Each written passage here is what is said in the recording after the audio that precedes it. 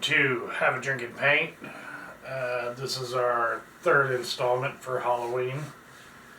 I've done some good movies. This one is a bad movie, but it is also pretty damn good. So, it is a 1986 film called Night of the Creeps.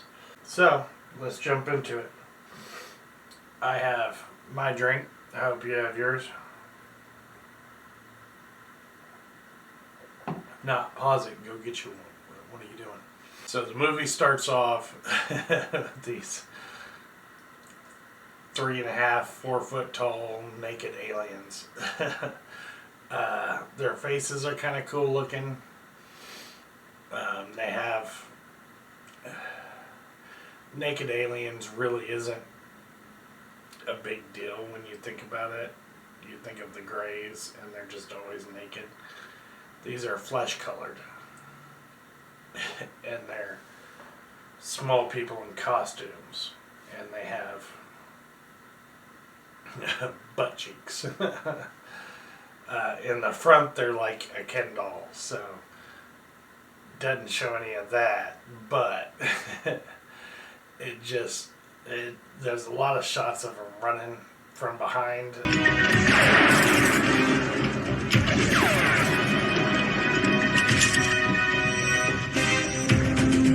Start to a movie.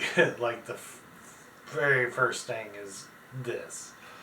So, anyways, there's an experiment they're doing. One of them shoots it off of the ship. The other two are apparently there's some sort of fight going on. That's pretty much your last you see of them until the end, which is kind of funny. So, anyways, they're gone. The experiment lands on Earth. There is a high school-ish, college-age girl and her new boyfriend sitting at Lookout Mountain. A cop comes up and he's like, hey, you guys need to get out of here. There's an axe murderer on the loose. And she knows the cop. And all she'll tell the new boyfriend is they have a history. As they're sitting there, she's trying to wish upon a star and trying to figure out which star is the brightest. And then the experiment flies overhead, crashes into the woods. He's like, that's definitely the brightest. Let's go get it. And takes off. Car he's driving is beautiful. Never mind that, doesn't matter. It's supposed to be taking place in 1959. They drive up to the woods. The guy gets out, goes over to check on the fallen star. He goes over, the glass cracks and a giant turd flies into his mouth. Cuts to the woman. She's in the car. She hears the thing about the axe guy and she's like, where are you at? Come back to the car, please come back to the car. I'll let you fondle my breasts. Like, as she's doing this, she's looking out the passenger side of the car and you see the axe guy from that escaped from a mental institution coming up on the other side. Shows him swing the axe and then it cuts to 1986. 1986 starts, they're in college. Starts out with two nerdy dork types walking down the street. One of them has some sort of issue where he's got crutches on. The other one is just his best friend and a nerd. So, first of the references, one of them is named Chris Romero and the other one is named James Carpenter. So, there's two. So they decide to pledge beta to impress the girl. So, of course, the beta house is nothing but this is the 80s again, so it's full on rich dude. So they tell him to go steal a body out of this science lab, a cadaver, and bring it and put it on a certain fraternity's doorstep. So they go to do that. They end up at the science lab and make their way into a secret room where the body of the guy that swallowed the turd at the beginning,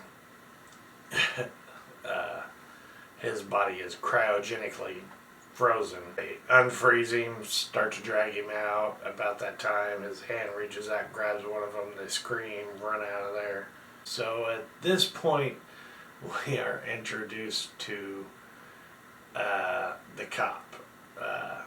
Now, I'll go ahead and spoil this immediately.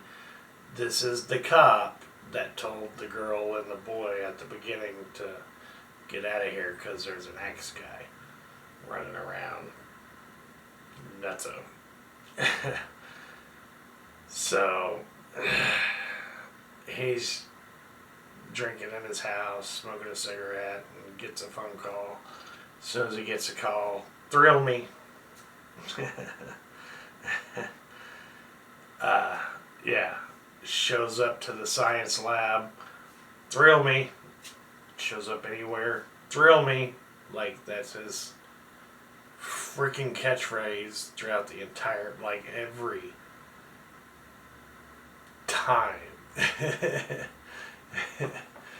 And at first it's annoying, then it becomes funny, then it kind of becomes annoying again. So from there,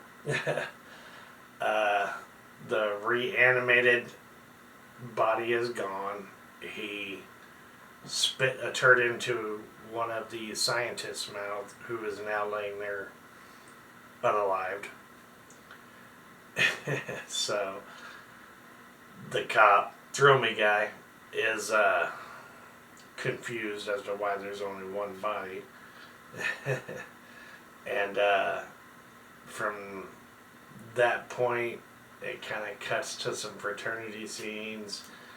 You get some boob shots, like it's the 80s. There's a few of them during this movie, just to warn you, if you're watching this around kids or whatever, there's at least 2 or 3 sequences that have, you know. So, the cop is understandably upset because there's only one body. The girl, whose name is also Cynthia Cronenberg, third reference. So she hears a rapping at her window, opens the blinds or the curtains, and the fresh frozen body is there. His head just kind of splits open, and the turds go everywhere. I'm calling them turds. Like, they look like leeches. They call them slugs. They look like turds. So I'm just going to call them turds the rest of the video, just so you know. So the turds go everywhere. She freaks out, calls the cops. Cops show up. There's the body they've been looking for. So on their way out, after they tried to steal the body, the 2 nerd dork guys ran out of the building screaming. Apparently the janitor saw them, so he told the cop that they were running out of there 40 miles an hour, screaming like banshees.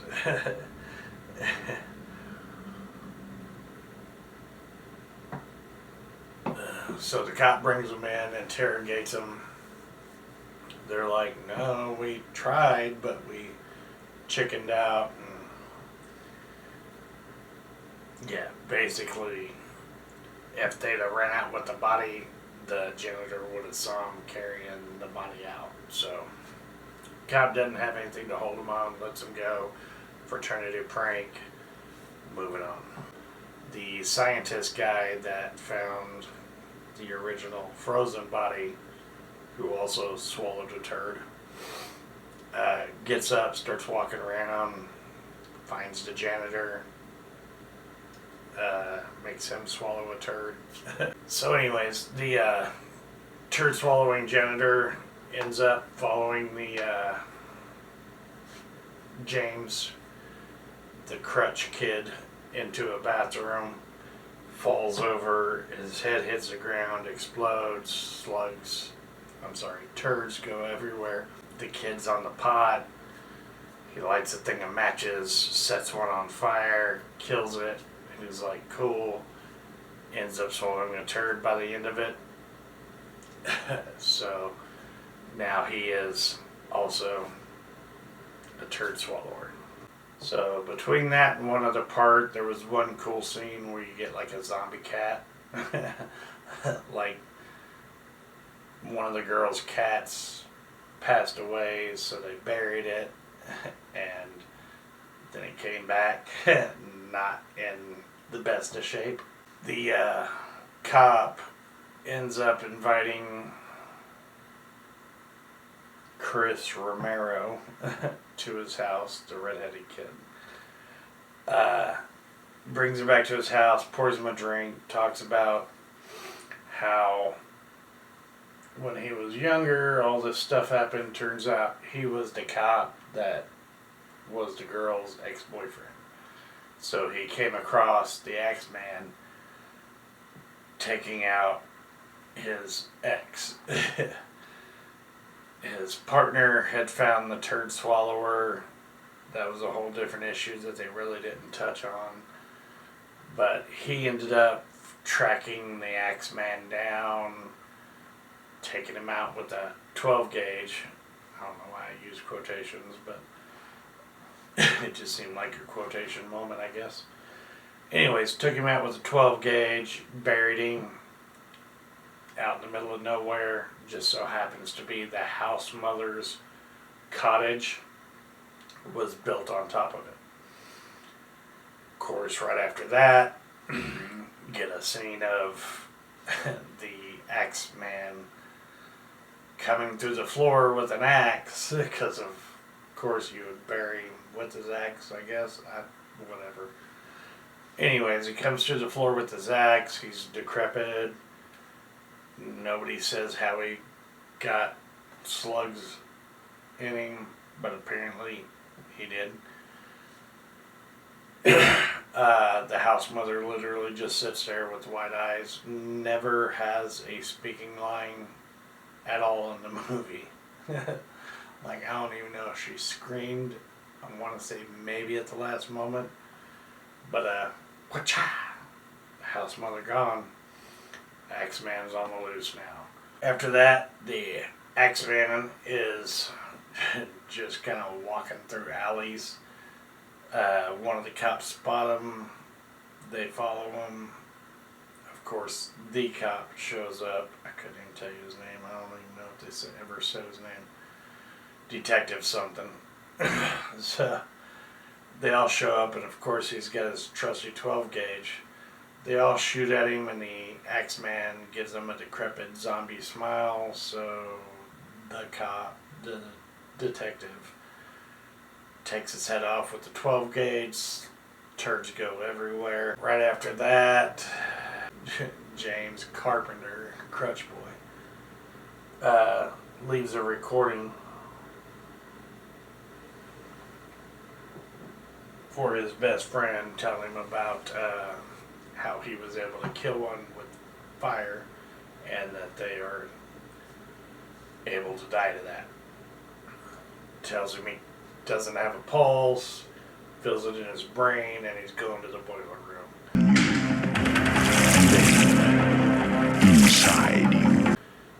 The other kid goes down there, sees him unalived with a bunch of boiled turds. So after that, he ends up going to the cop's house for help. After that, they go directly to the police station. The detective is trying to requisition a flamethrower, which he has no paperwork for, so he just pulls the shotgun on the guy. They get the flamethrower.